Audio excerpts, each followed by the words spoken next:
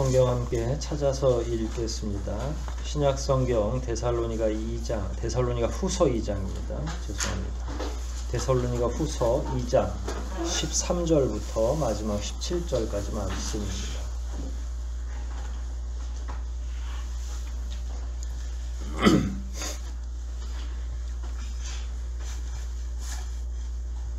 글이 길지 않습니다. 같이 합독하도록 하겠습니다. 13절로 17절까지 말씀,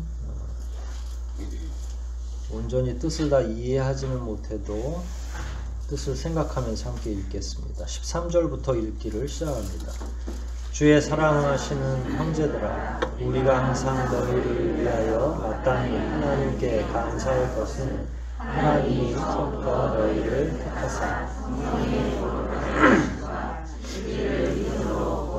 얻게 하시니 이를 위하여 우리 복음으로 너희를 부르사 우리 주 예수 그리스도의 영광을 얻게 하려 하십니다.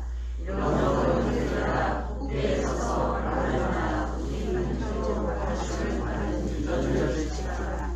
우리 주 예수 그리스도가 우리를 사랑하시고 영원한 은혜와 좋은 소망을 은혜로 주시는 하나님께 아버지께서 너희 마음을 위로하시고 모든 선한 일과 말에 붙게 하시기를 원합니다. 아멘.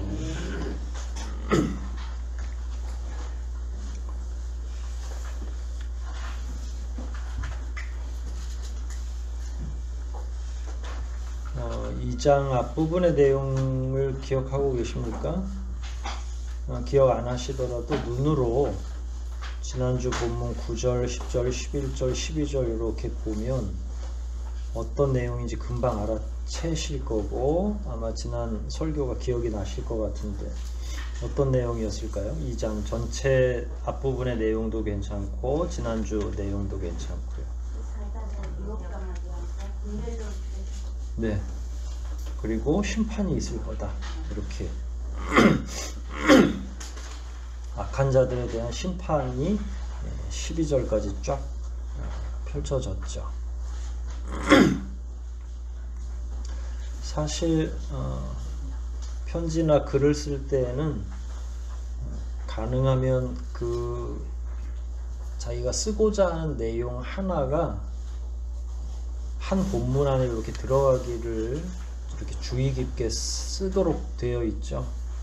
그런데 갑자기 12절까지는 불의한 자, 불법을 자행한 자들, 사탄에 대한 심판이 기록이 되어 있고요. 13절부터는 무슨 내용이? 오늘 우리가 읽은 내용. 주의 사랑하시는 형제들아, 이렇게 해서 나쁜 말은 하나도 안 들어있죠. 그러니까 12절까지는 사용된 언어들이 되게 두려움을 자아내는 용어들이었어요. 불법한 자들, 미혹해하는 자들, 그 다음에 심판, 사단, 다 이런 용어들이 12절 앞부분까지를 차지했고, 근데 13절은 일성부터 첫 음절부터 주의 사랑하는 형제들아 하고 이렇게 전혀 다른 내용이 들어오죠. 왜 이렇게 썼을까 참 예측도 하고 해야 될 필요가 있죠. 그래야 본문의 내용을 훨씬 더 잘 이해할 수 있으니까요.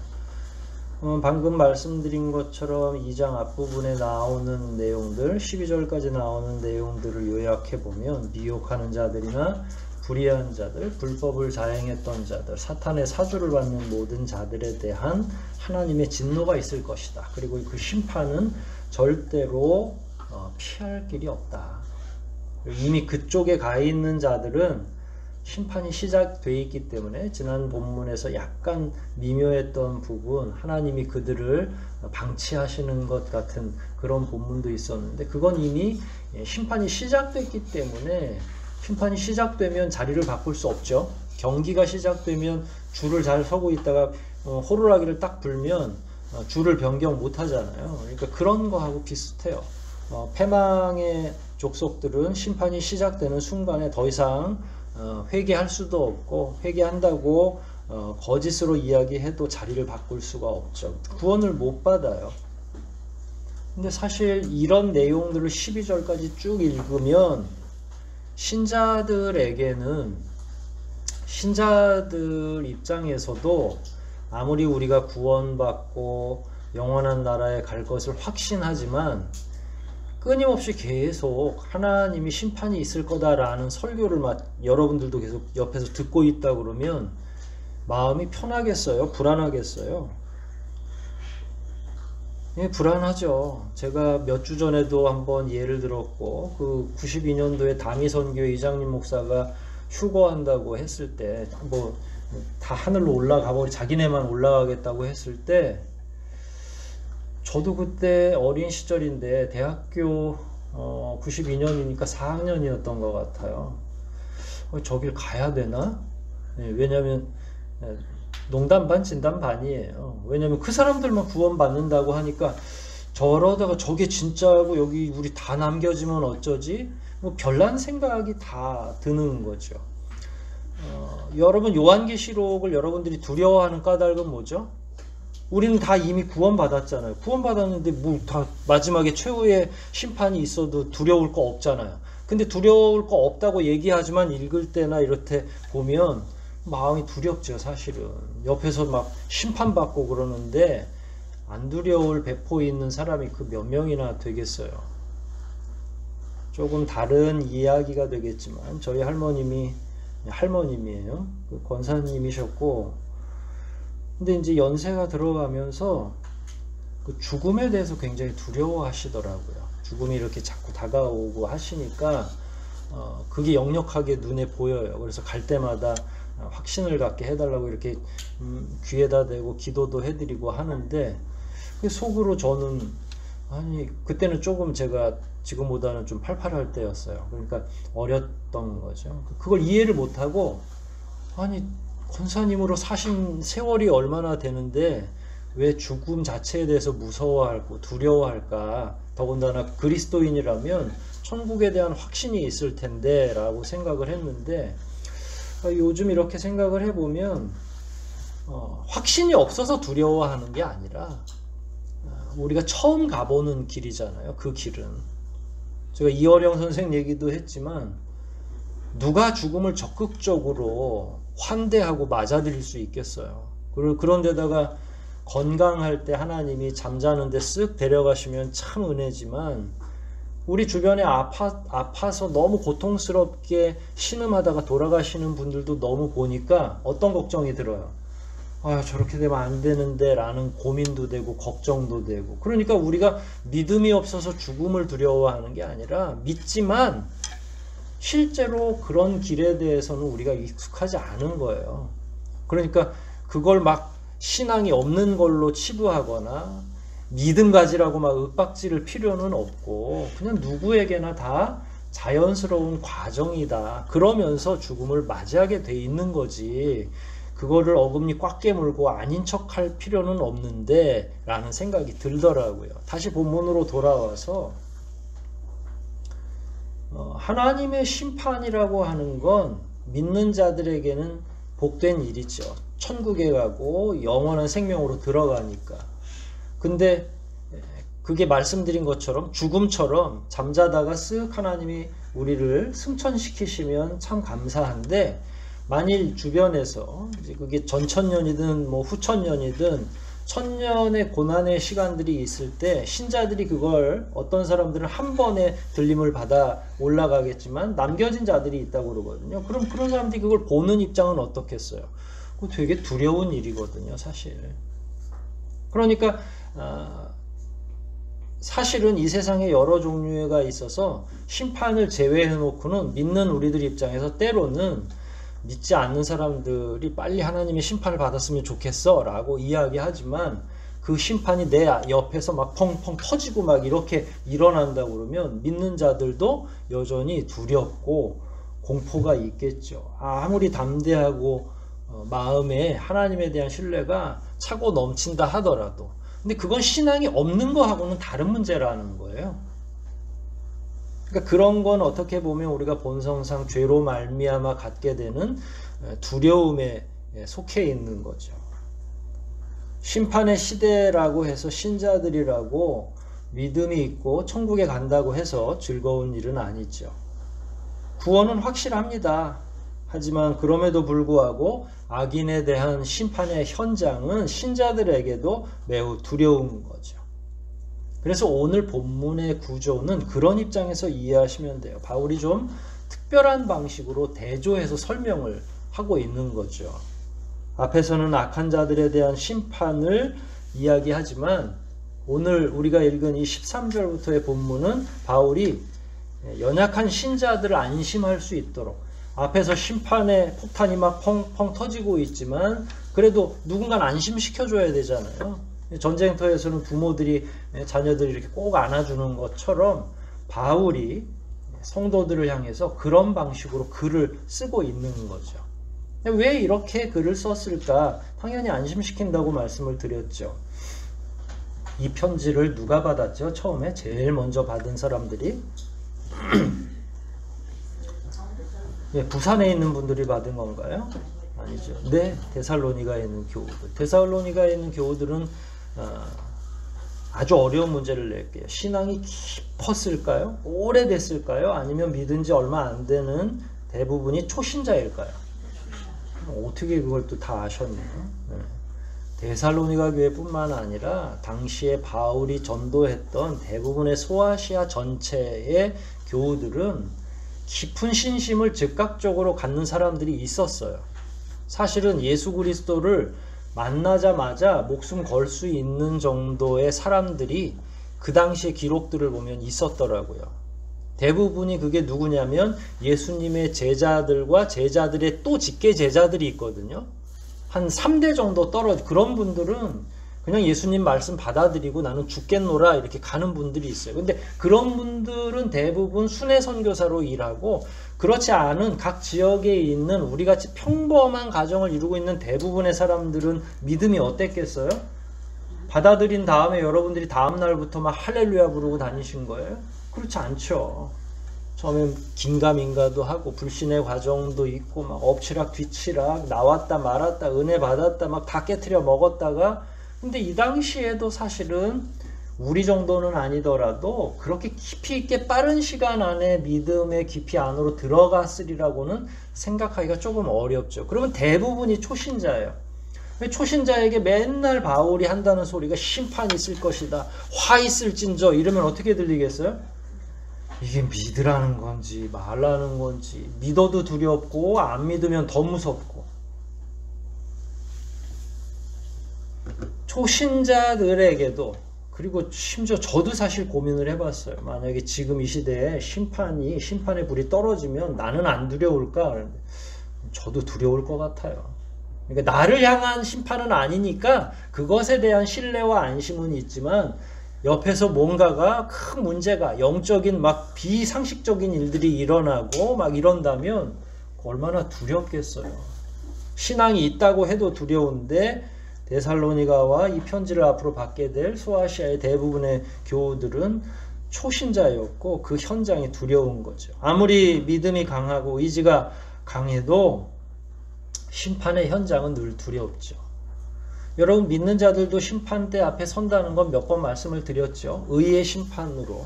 그러니까 다 판단을 받아요. 그걸 이제 통칭해서 심판이라고 하는데, 뭐 양과 염소로 갈리겠죠. 그러면 이제 불의한 자들은 다 멸망하는 길로 들어갈 거고 줄이 뭐 따르겠지만, 그럼 거기서 우리가 뭐 아무리 우리는 의롭게 왔으니까 한다고 해서 막 피크닉 온 것처럼 휘파람 불면서 하나님 앞에 나아갈 수 있는 배포를 가진 사람은 저는 없으리라 생각해요.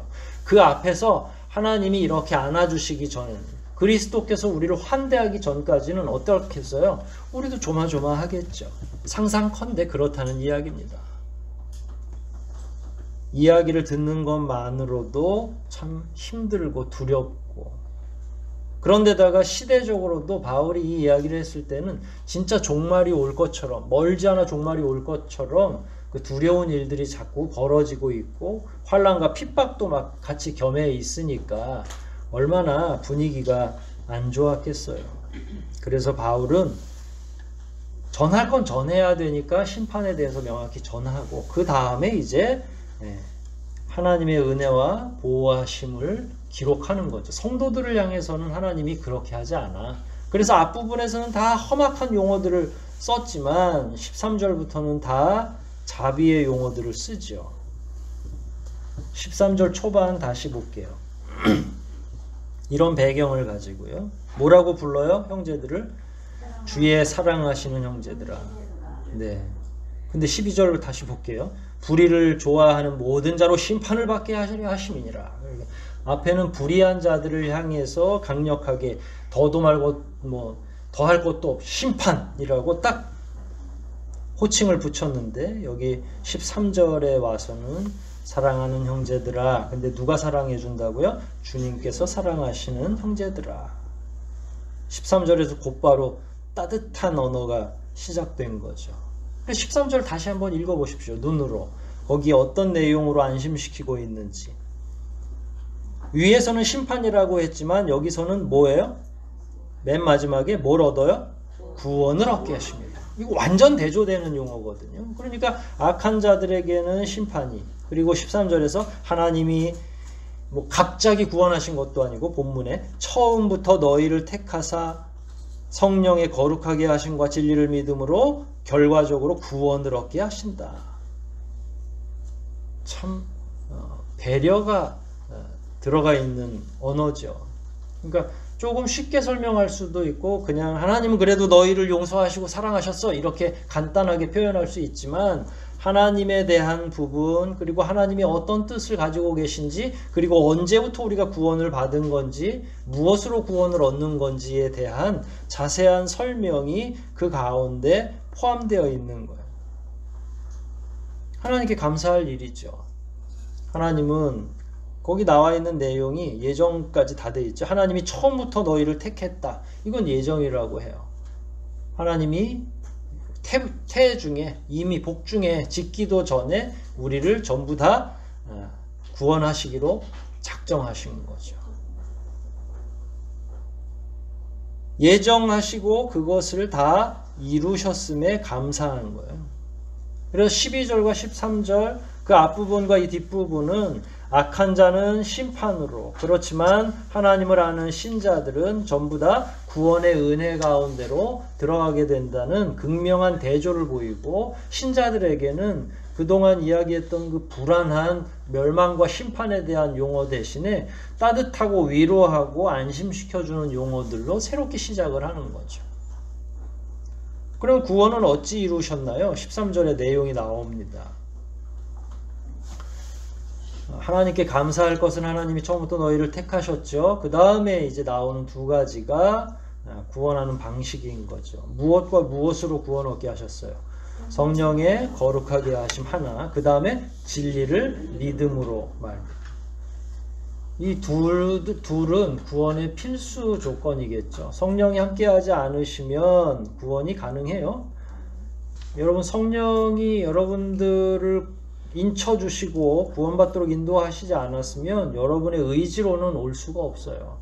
다 저항할 수 없는 하나님의 은혜와 사랑 가운데, 그러니까 그게 여러분들 기억에는 마치 우연처럼 어쩌다가 누구를 갑자기 만나서 온 것처럼 보여지지만 성경에서는 그걸 하나님이 미리 예정하셨다. 그리고 그 예정한 시간에 누가 인쳐주신 거예요? 성령께서 그를 인쳐주심으로 말미암아 시작이 된 거죠. 시작이 되면 끝인가? 바로 그게 아니라 배우고 익히는 모든 일들을 확신하는 과정으로 들어가게 되는데, 그걸 통칭해서 진리를 믿는다라고 하는 거예요. 여러분, 진리를 믿습니까? 예, 하나님의 말씀 모두를 믿습니까? 네, 그게 진리를 믿는 거죠. 구원에 대한 모든 과정과 도리, 그동안 설교를 통해서나 성경을 읽으면서 깨달으셨던 모든 일체의 하나님의 자비와 사랑, 이런 것들을 내 안으로 받아들이고 그것에 대해서 동의하는 것, 그게 아멘이라는 말이고 그게 믿는다는 말이죠. 성령의 인침이 없어도 구원받을 수 없고요. 그게 먼저이고요. 그 다음에 확실한 진리에 대한 신앙 고백과 믿음 없이는 구원이 불가능한 거죠. 근데 이거는 초대교회만 필요했나요? 이 시대에도 필요한가요? 이 시대에도 당연히 필요하죠. 여러분들도 여러분이 못 느끼셨을 수는 있죠. 성령께서 여러분이 인치신 거를. 어떤 분은 강하게 오시기도 해요. 내가 느낄 정도로 내 마음이 뜨거워질 정도로 성령이 강하게 역사하시는 수도 있지만 조용히 지나갈 수도 있죠. 그러면서 성경을 공부도 하고 스스로 읽기도 하고 하면서 진리에 대한 포괄적인 지식들을 수용하기 시작을 하는 거죠. 성령의 도우심으로 그 구원의 진리들이 하나씩 이해가 되기 시작하고 그게 신앙으로 완전하게 자리 잡게 되는 거죠. 이게 구원의 유일한 과정과 방법이에요. 여기서 벗어난 다른 거를 만약에 제기하거나 마치 있는 것처럼 얘기한다 그러면 그건 다 거짓이고 그게 다 미혹하는 자고 그게 헛된 거죠. 바울이 여기서 일부러 이렇게 두 가지를 쓴 거예요. 성령의 인치심 없이, 성령의 도우심 없이는 불가능하다. 그 당시 바울 당시에 수많은 자들이 마치 자기가 예수인 것처럼 자기가 재림한 자인 것처럼 미혹하고 거짓을 일삼았잖아요. 그러나 어느 누구도 심지어 본인 스스로도 구원할 수 없는 자들이잖아요. 사실 이게 굉장히 쉬운 문제죠. 여러분들은 어떻게 구원받습니까? 그러면 성령과 진리로 받습니다. 이러면 딱 답이 정답인데 자꾸 다른 걸 이야기하는데도 거기에 이상하게 잡혀가는 사람들 보면 그것도 보통이 아니에요. 그렇게 잡혀가기 쉽지 않은데도 잡혀가는 거 보면 참 희한한 거죠. 그러니까 이 간단한 어떻게 보면 굉장히 진리는 쉬운 건데 복잡하지 않습니다. 복잡한 걸 자꾸 배우러 오라고 그러면 가면 안 돼요. 이미 우리는 구원도 얻었는데 뭘 더 얻겠다고 가겠어요. 그 당시나 지금이나 방식도 동일하고 현혹하는 자들도 동일하죠. 그렇게 해서는 안 되는 거예요. 구원이 갖는 또 다른 의미도 있습니다. 14절 읽어보면 그러니까 구원을 간신히 얻은 것도 아니고 애초부터 하나님이 다 인쳐주시고 성령으로 또 진리로 이렇게 얻게 하셨잖아요. 14절에 보면 재미난 표현이 있어요. 이를 위하여 우리 복음으로 너희를 부르사, 우리 복음이라는 건 바울을 위시한 복음 전파자들인데 그들이 전하는 복음을 통해서 너희는 1차적으로는 데살로니가 백성들이고 2차적으로는 전체 소아시아, 3차적으로는 오늘날 우리들까지 불렀는데 부른 목적이 뭐냐면 주 예수 그리스도의 영광을 얻게 하려 하심이라. 어디까지 이르게 하는 거예요? 우리를. 영광에 참여하는 거. 간신히 구원만 받고 문지기로 사용하려고 우리를 구원하신 게 아니라 그리스도의 영광에 동참할 수 있도록. 왜 구원하셨다고요? 네, 그리스도의 영광에 참여할 수 있도록. 그러니까 보통 보면 멸망만 피해도 다행이죠. 우리가 가지고 있는 우리 스스로의 죄악을 이렇게 곱씹어 보면 영원한 멸망만 안 당해도 참 다행이구나. 이거는 이제 겸손이면서 동시에 자기 자신을 아는 자의 기도가 되겠죠. 근데 하나님이 처음부터 우리를 구원하실 목적은 그렇게 그냥 그렇고 그런 인생으로 또 천국에서 살게 하려고 한 게 아니라 하나님의 좌편 우편을 내어줄 요량으로 예수 그리스도와 동등하게 받아들이시기로, 그래서 양자 삼으셨다고 하는 표현인 거예요. 근데 하나님은 차별이 없으시잖아요. 양자라고 해서 홀대하거나 나중에 파양을 시키거나 일껏 천국에 올라갔는데 어디로 돌려보내겠어요? 불가능하잖아요. 그러니까 우리 하나님은 처음부터 우리를 누구의 자녀로 삼으시려고 예비하신 거예요? 당신의 자녀로, 하나님의 자녀로. 근데 하나님의 자녀가 된다는 건 이미 영광이 보증되어 있는 거잖아요. 하나님이 온 우주의 창조주이고 온 우주의 왕이시고 다스리시는 분이고 통치자이신데 그의 양자가 된다는 건, 그의 후사가 된다는 건 그의 모든 것들을 다 유산으로 받게 된다는 거죠. 그래서 영광이 포함되고 나중에는 그리스도와 함께 더불어 그 영광에 참여할 뿐만 아니라 하나님과 더불어 통치하는 은혜까지도 받을 수 있는 것. 다시 이제 오늘 처음에 설명했던 걸 상상을 해보시면 저쪽 편, 우리가 무시무시하게 들었던 저쪽 편은 전부 다 지금 죽으러 가는 거고 우리는 만일 부활 승천한다면 무엇하러 올라가는 거예요? 이전에는 경험해 보지 못한 그 영광스러운 자리, 하나님과 더불어 통치하는 것, 그게 결국 우리가 만나게 될 최종적인 결과라는 거예요. 지금 이 땅에서 우리가 그리스도인으로 살아가고 또 사실 현실 속에서 살아가다 보면 그리스도인들과 이 땅을 살아가는 사람들 사이에 변별력이 없잖아요. 우리가 얼마나 빌빌거리고 살아요. 우리가 막 권세가 있는 것도 아니고 막 재벌도 하나도 없고 우리 교회는 하루하루 살아가는 것 같고 소소하고 너무 그리고 막 생각하는 수준도 별로고 근데 이렇게 계속 간다고 생각하시면 착각이에요. 이건 하나의 이 땅에서의 과정일 뿐이고 하나님이 진짜 준비하고 계시는 건 뭐라고요? 말씀드렸잖아요. 그거 영광, 한마디로는 영광, 그 찬란한 빛, 하나님 나라에서의 영원한 생명. 그러니까 그것에 대한 확신과 그것에 대한 상이 없으니까 이 땅에서 살아갈 때의 마음이 혹은 우리의 얼굴이 환해지지가 않는 거예요. 그럼 맨날 그걸 목사님한테 질문해요. 왜 예수님 믿는데 이렇게 어려운가요? 나도 어려워. 그렇잖아요. 모든 사람들이 다 그 어려움을 겪어. 그러니까 우리가 상상해야 될 건 이 땅이 아니라 이 땅에서 우리의 삶을 완전하게 전복시켜주는 경우도 있죠. 하나님이 큰 은혜와 복으로 이 땅에서 잘 먹고 잘 살게 하실 수도 있어요. 그러나 그의 약속은 하나님께서 죽은 자 가운데서 3일 만에 예수 그리스도를 부활시켜서 승천하시게 한 것처럼 우리도 거기서부터가 진정한 구원이라고 한다면 우리의 구원, 우리의 태도, 우리가 취해야 될 우리의 진짜 자리, 우리가 앉아야 될 자리는 아직 주어지지 않은 거예요.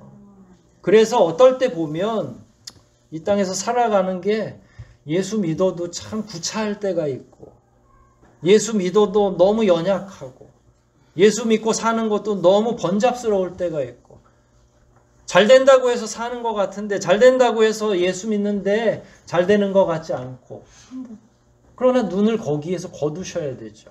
하나님의 목적은 우리 소소한 일상의 변화를 넘어서는 우리 신분의 변화를 원하고 계시니까 하나님이 준비하셨던 건 그거죠. 삶의 본질적인 변화를 하나님이 추구하시고 구원이라고 하는 건 그래서 이 땅에서 세례받고 50년, 30년 사는 이걸 다 통칭하는 게 아니라 영원한 시간 속으로 들어가는 것까지를 포함하기 때문에 지금 당하고 있는 여러 가지 어려움에 대해서는 두 주먹을 좀 불끈 쥐어야 되는 거죠. 더 의연하게.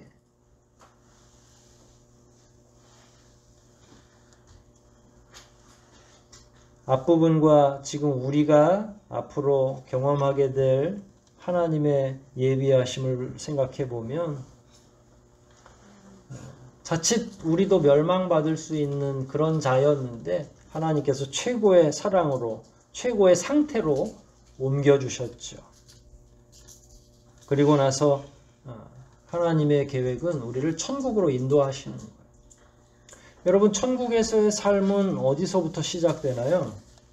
죽어야 시작될까요? 아니면 여기서 연습이 가능할 것 같은가요? 네, 원래 진짜는 죽어야 천국에서 시작이 되는 거죠. 근데 연습을 가능해요. 그래서 15절처럼 바울이 요청한 겁니다. 이 땅에서 미리 준비운동도 하고 하라고. 15절을 읽을게요. 같이 읽을게요. 잠들 깨시고요. 시작.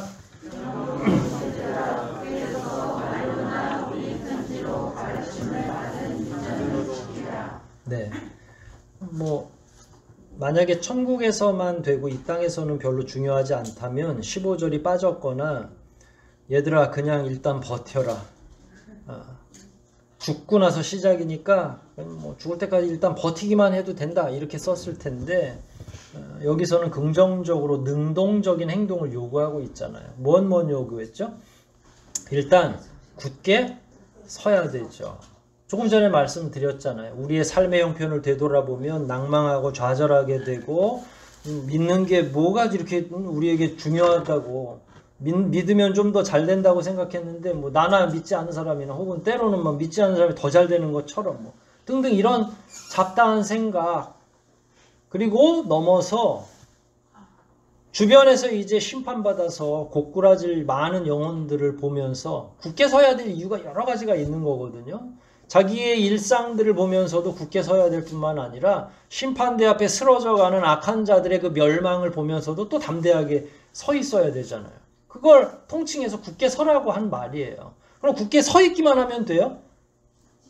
네, 뭘 지켜야 되죠? 두 개 얘기했죠. 서서 말로나 우리 편지로 그동안 배웠던 것들을 지키라. 말로나 편지, 그러니까 다 되는 거죠. 있을 때는 뭘로 해요? 면대면 얼굴 볼 때는요. 말로 해야죠. 요즘엔 그런 프로그램이 있더라고요. 같이 두 사람을 모아놓고 카톡으로 대화를 하도록 해요. 옆에 앉혀놓고 카톡으로 있잖아요. 메신저로. 우리는 그러지 않죠. 얼굴 면대면 맞대면 언어로 하는 거예요. 바울은 우리가 데살로니가 전서 후서 이렇게 읽으면서 어느 정도로 열심히 가르친 것 같아요? 저는 막 거의 막 3주 동안에 잠도 안 자고 가르쳤던 것 같아요. 그래서 막 태초부터 창조부터 시작해서 종말까지를 다 가르친 거고 심판까지 지금 얘기는 편하게 하고 있잖아요. 이건 이미 주제로 사용했다는 얘기거든요. 특별 수련회를 통해서. 그리고 바울은 쉬지 않고 말을 한 거죠. 그런데 부족하다고 느껴서 또 전서를 보낸 거잖아요. 지금 후서니까. 데살로니가 교우들 그리고 나머지 이 편지로 회람할 소아시아 모든 지역의 성도들도 그동안 배웠던 것들을 유전으로 지키라는 거예요. 유전이라고 하는 건 전통으로 만들고 그 전통대로 지켜나가라. 기억하고 지키라라는 거예요. 다른 제자들은 그렇게 사용하지 않습니다만 바울만 유독 나를 따르라는 말을 합니다. 이런 말을 하기가 쉽지 않아요. 이 말의 전제는 자기가 예수를 100% 다 모방하고 있다는 전제하에서 가능한 언어예요. 예수님이 어떤 말씀을 하셨고 어떤 삶을 사셨고 우리에게 뭘 요구하시는지를 토시 하나 안 빠지고 다 아는 사람만이 나를 따르라. 안 그랬으면 누굴 따르라고 그래야 돼요? 겸손하게 예수님을 따르십시오 이래야 되는 거죠.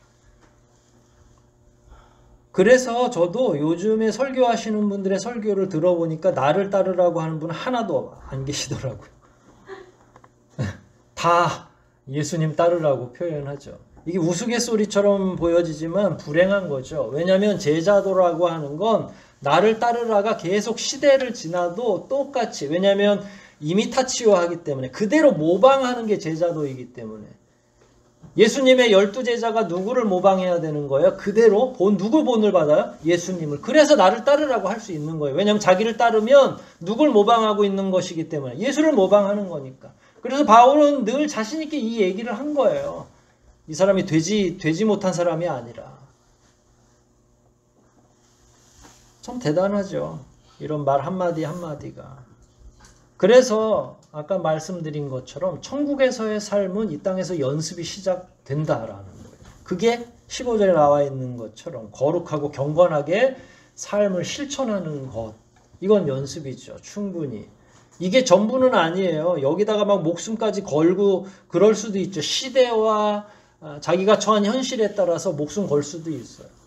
그렇지만 이 시대처럼 평범한데 막 여러분이 목숨 걸듯이 막 순교자처럼 그렇게 하라는 얘기는 아니잖아요. 그럼에도 불구하고 성경에 나오는 많은 이야기들, 그게 바울의 글이든 베드로의 글이든 할 것 없이 그 성경들을 읽으면서 어떻게 해야 돼요? 끝날이 오기 전까지는 따르는 거죠. 왜냐면 따르라고 했으니까. 성경을 따르라, 실천하라 라는 거예요. 근데 거기서 굳게 서라고 했으니까 굳게 서서. 여러분 이게 정말로 어려운 일이죠. 얼마나 우리가 복잡한 삶을 사는지 성경 읽고 그대로 실천하고 자녀들과 또 주변 사람들과 말씀 같이 읽을 시간이 거의 없죠. 새겨 들으십시오. 이걸 하나하나 누군가에게 막 이름 불러가면서 저 이렇게 세워가지고 물어보지 않죠. 뭐 요즘 목회 현장에서 감히 어떻게 그러겠어요. 그렇지만 다 새겨 들으세요. 여러분들이 말씀을 어떻게 이해하고 듣고 그걸 내 삶 속에서 실천하고 있는지를 스스로가 묵상해야죠. 그리고 이걸 굳게 지키라고 했으니까, 굳게 서서 유전을 지키라고 했으니까 이 시대에도 여전히 필요한 시대 아닙니까? 오히려 그 어느 때보다 말씀을 지켜야 될 그런 시대죠. 강대상을 한번 칠까요? 제가 그렇게 조용하게 설교하고 있지 않은데 자꾸 주무시는 것 같아요. 여러분, 믿는 거를 실천하는 건 당연한 일이에요. 자기의 신념을 실천하는 일은 믿지 않는 사람들도 되게 잘하더라고요. 세상 표현으로 활동가라고 하는데, 뭐 예를 들어서 동물보호 활동가 그러면요, 길고양이 구조하러 막 다른 지방으로도 가고, 그 문제가 크게 사회적 문제로 이슈화되면 다들 데모하는 현장에도 나오고 막 그럽니다.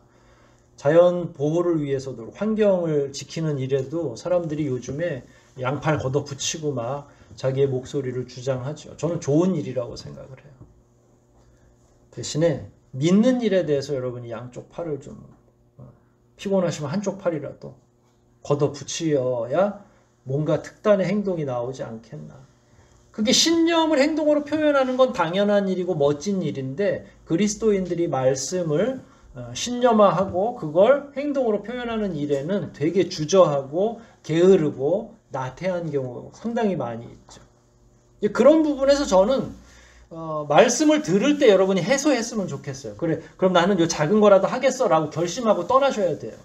그걸 집에 가서 또 생각하려고 집에 가면 다 까먹잖아요. 그러니까 이 자리에서 들으실 때, 그래, 그럼 나는 이번 주부터 성경을 한 장이라도 읽어야 되겠다. 내 자녀들하고 같이 무릎에 앉혀놓고 읽겠다. 우리 어머니들이 있으니까. 우리 손자 오면 내가 예뻐만 해주고 뽀뽀만 해줄 게 아니라 아예 앉혀놓고 내가 반드시 성경을 읽겠다. 우리 송 집사님 두 분 다 계시는데. 네. 그걸 이제 다짐하는 거죠. 어떤 거대한 일로 우리가 주님의 말씀을 순종하기보다는 이런 작은 일부터 할 수 있는 게 참 다행인 거죠. 지금이 그래도 마지막 때가 아니니까 목숨 걸고 막 우리가 신앙생활 하는 건 아니잖아요.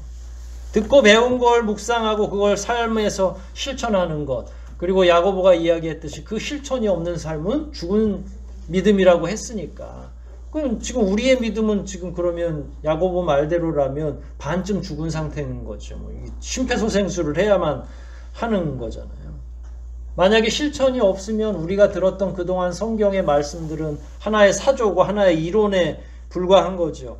성경은 지킬 때 완성이 되는 거예요. 지킬 때 내 안에서 역사하는 거죠. 지킬 때 뜨거워지지, 말씀을 읽을 때도 뜨겁지만 더 뿌듯해지는 건 언제예요? 말씀대로 살 때 더 뜨겁고 뿌듯해지고 확신이 생기고 힘이 생기고 기분이 좋아지는 거죠. 저만 그런가요? 다 여러분들 그런 거죠. 그래서 이 흐름을 보면 성령이 이루시고 또 그 다음에 우리가 진리를 믿고 그리고 실천함으로 그 구원이 이 땅에서 시작된다라고 하는 구조를 갖게 되는 거죠. 바울이 이야기한 그 흐름 따라서 온다 그러면. 사실 조직신학적으로 따지면 굉장히 복잡한 내용이 그 가운데 다 포함되어 있는 겁니다. 이제 바울은 16절부터 지금까지 얘기했던 내용들을 기초로 해서 하나님께 간구합니다. 간구하되 하나님의 성품을 먼저 이야기하죠. 16절은 하나님의 성품이에요. 어떤 하나님인지 하나님의 성품 한번 볼까요? 그분은 어떤 분이에요? 16절에 예수 그리스도와 우리를 사랑하시고 영원한 위로와 좋은 소망을 은혜로 주신 그 하나님 우리 아버지께 라고 했으니까, 여러분들은 요 용어들이 요 16절 안에 포함되어야 되고 그걸 느끼셔야 되는 거잖아요. 바울은 그걸 일부러 사용한 거죠. 데살로니가 교우들이 이런 위로를 받기를. 하나님이 어떤 분이냐? 12절까지만 해도 어미하고 심판 주고 막 굉장히 화가 나 있는 것처럼 보이지만, 하지만 우리에게는, 그의 자녀에게는 그렇지 않다는 거예요. 다시 16절 읽어볼게요. 우리 주 예수 그리스도와 우리를 얼마나 사랑하시는지 영원한 위로와 좋은 소망을 은혜로 주시는 분이다. 이건 이제 개인적 경험에서 나온 거죠. 누구의 개인적 경험에서 처음에 나온 걸까요? 바울의 경험. 그러나 이건 우리 신자들의 경험으로 확정되어야 되죠. 여러분들도 이렇게 생각하셔야 돼요. 누군가 기도하실 때 이 앞부분을 그대로 인용하셔도 됩니다. 우리 주 예수 그리스도와 우리를 사랑하시고 영원한 위로와 좋은 소망을 은혜로 주시는 하나님 아버지 감사합니다. 좀 길지만 그 안에 정말로 우리가 받아야 될 위로와 보호와 하나님의 위대하심이 다 담겨져 있는 거잖아요. 데살로니가 교회의 교우들 비롯해서 초대교회의 모든 신자들이 불안에 떨고 있고 임박한 종말과 심판에 대해서 마음이 두려운데 하나님은 이렇게 좋은 분이라는 사실을 이야기함으로 결국은 안심케 하려고 하는 거죠. 우리 하나님, 지금 우리 이 시대를 살아가는 우리들에게도 이런 하나님이 계십니다. 이걸 경험하느냐 안 하느냐.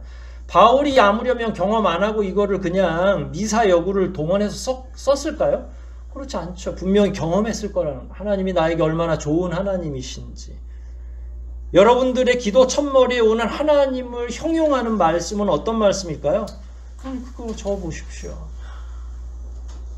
나의 기도를 한 번도 들어주지 않으신 하나님 아버지, 뭐 이렇게 쓸 수도 있겠죠. 네.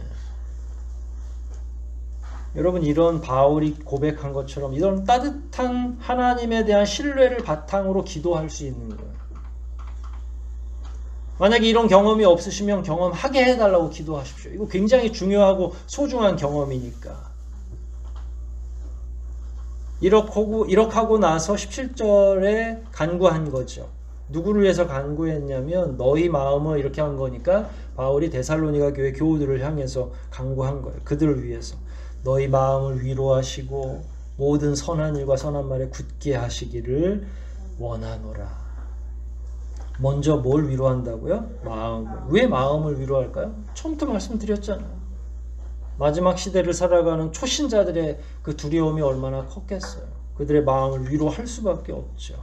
그래 놓고 바울은 양보하지 않죠. 모든 선한 일과 선한 말에 굳게 하기를. 끝까지 바울은 할 말도 다 해요. 위로하면서도 그래도 또 마지막에도 한마디 더 하고 하는 거죠. 그래도 굳게 살아야 돼. 앞부분에서도 굳게 서라고 그랬잖아요. 유전을 지키라고 할 때도 굳게라는 말을 사용했거든요. 굳게가 2번이나 반복됐죠. 시대가 어떻길래 그래요? 굳게 서지 않으면 자기의 믿음을 감당할 수가 없기 때문에 그렇죠. 이 시대는 어때요? 설렁설렁해도 될 것 같아요? 그렇지 않습니다. 이 시대도 여러분과 제가 굳게 서야 되죠. 바울은 언어와 행동이 하나가 되기를 교우들에게 이야기했어요. 그러니까 아까 말했던 것처럼 믿음을 표현하는 것, 삶에서. 그런데 여기 언어 하나를 더 얘기했거든요. 선한 말을 하도록. 선한 일을 실천하고 선한 언어로 서로 위로하도록 한 거죠.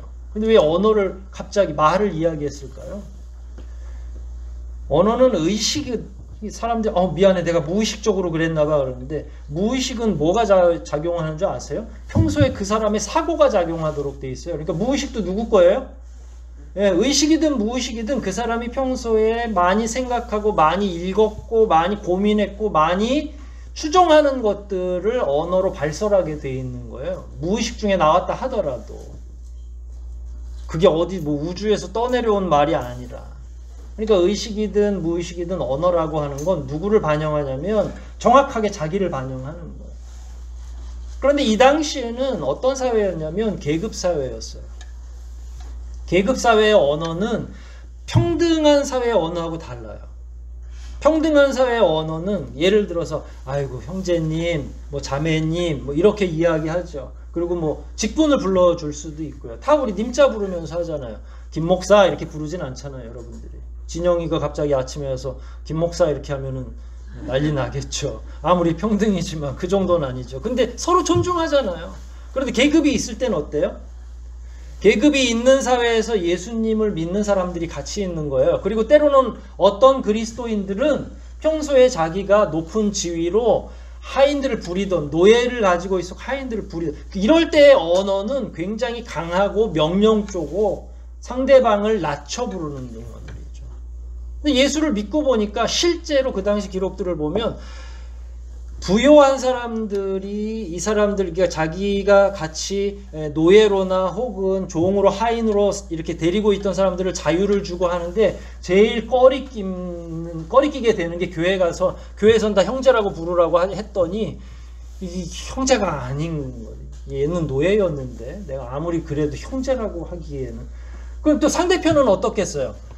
어제까지 주인으로 상전으로 막 안 그러면 내 생사 여탈권을 가지고 있는 그 사람인데 거기다가 주인님이었는데 방금 전까지 야 형제라고 불러 그런다고 형제라고 바로 부를 수 있겠어요? 이 언어라고 하는 건 사고를 작용하고 있기 때문에 이게 변화하기가 쉽지 않아요. 근데 언어 문제는 호칭의 문제를 뛰어넘는 거죠. 그 로마 사회가 가지고 있었던 세계관을 그대로 언어 속에 가지고 있는 굉장히 파괴적이고 다신론적이고 유일신적인 하나님 중심의 세계관에서 나온 언어하고는 차원이 다른 거죠. 그러니까 말을 바꾸지 않으면 생각이 바뀔 수가 없고 생각이 바뀌지 않으면 행동이 바뀔 수가 없는 거죠. 그래서 콕 집어서 언어를 이야기하는 거예요. 만약에 복음을 확실히 믿는다면 언어를 바꿔라. 말을 바꿔라. 어떤 언어로? 여러분들 생각할 때 부드러운 언어라고 이야기하시겠죠. 소망의 언어, 사랑의 언어, 또 어떤 언어? 위로의 언어. 계급사회에서 찾아보기 어려웠던 거, 서로 염려해 주는 거, 진짜 한 형제와 한 자매가 되는 거. 그동안에는 배려와 양보가 아니라 차별과 복종의 언어였다면 예수를 믿으면서 말이 바뀌는 거죠. 배려해주고 차별하지 않고 평등과 평화의 언어가 있는. 기독교인이라면 어떤 상황에서도 이게 상대방을 존중하는 마음이 평소에 없었다면요 어디 가서도 실수하게 돼 있어요. 그래서 늘 세상을 따뜻하게 봐야 되는 거죠.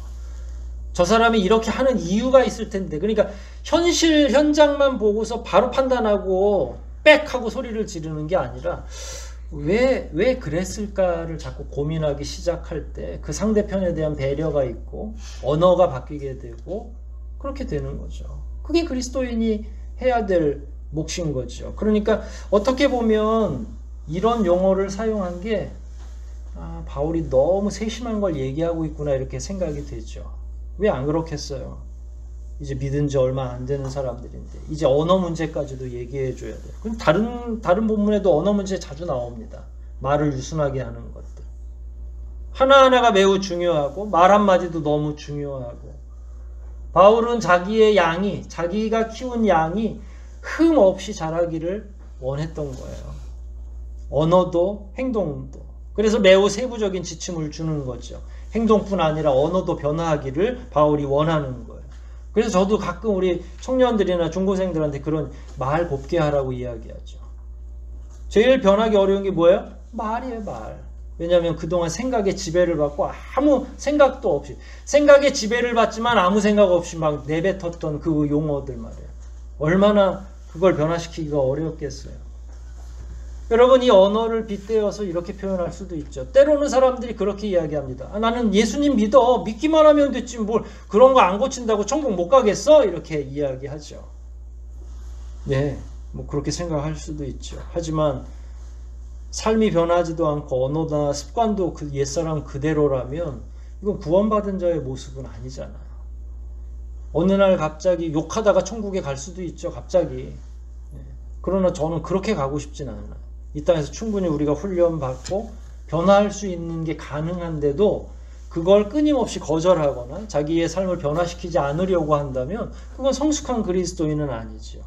예수 믿고 진리를 안다면 당연히 삶과 언어, 우리의 생각이 변화해야 되는 건 당연한 일 아닙니까? 구원에 맞는 삶의 실천이 이 땅에서부터 시작되어야 된다. 바울이 이야기한 요지는 바로 그런 거죠. 하나님께서는 지금도 우리에게 자비로 인도해 주십니다. 심판이 임박한 건 맞지만 여전히 하나님은 우리를 구원해서 영원한 영광 가운데 올리실 준비를 하고 계시는 거죠. 그러면서 참된 변화를 기대하고 계십니다. 저와 여러분의 삶과 언어가 변하기를 기대하고 계시는 거죠. 그런 실천이 우리 안에 시작되기를 원하신다는 그 이야기입니다. 모쪼록 오늘 말씀을 통해서 과연 내 안에서 변화시켜야 될 건 무엇인지, 우리 가정에서 조정하고 더 추진해야 될 일은 무엇인지, 하나님의 뜻에 맞춰서 어떻게 살아야 되는지, 이런 문제들이 여러분들을 한 주 동안 괴롭히시기를 주의 이름으로 축원드립니다. 우리 말씀들 생각하면서 한번 기도하십시다. 바울이 연약한 신자들을 위로하면서 세밀하게 이야기했던 이 내용들 다시 한번 묵상하게 도와달라고 기도하시고, 한 주 동안 이 내용들이 우리 가정에, 내 삶에 어떻게 적용되어야 되는지 스스로 고민하시고 묵상하시고 결심하셔서 작은 것 하나부터라도 변화되고 실천하며 살아가는 우리 하나님께서 사랑하는 자녀들이 다 되게 해달라고 이 시간 통성으로 함께 기도하시겠습니다.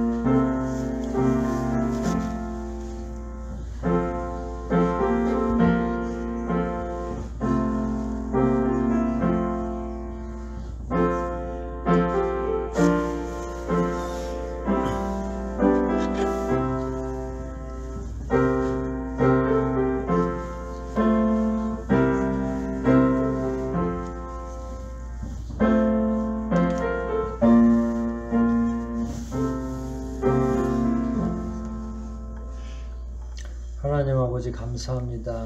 바울의 심정을 우리가 더듬어 살피며 또한 마지막 때 성도들이 어떤 모습으로 어떤 태도로 살아가야 되는지도 함께 배우게 하시니 감사를 드립니다.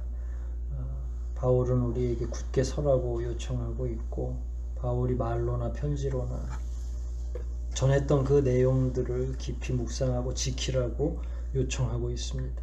뿐만 아니라 우리 삶 속에서 말의 문제, 행동의 문제, 이런 작은 문제들도 수정하고 새롭게 변화시키라고 요청하고 있는데, 우리가 어느 정도 수용할 수 있을지 지금은 알지 못하지만 더 깊이 기도하며 우리 스스로는 물론이고 우리가 영향력을 행사하는 우리의 가정, 우리의 주변들까지도 복음에 합당한 사람으로 또 그 삶으로 인도하고 주장해 나갈 수 있도록 도와주시옵소서.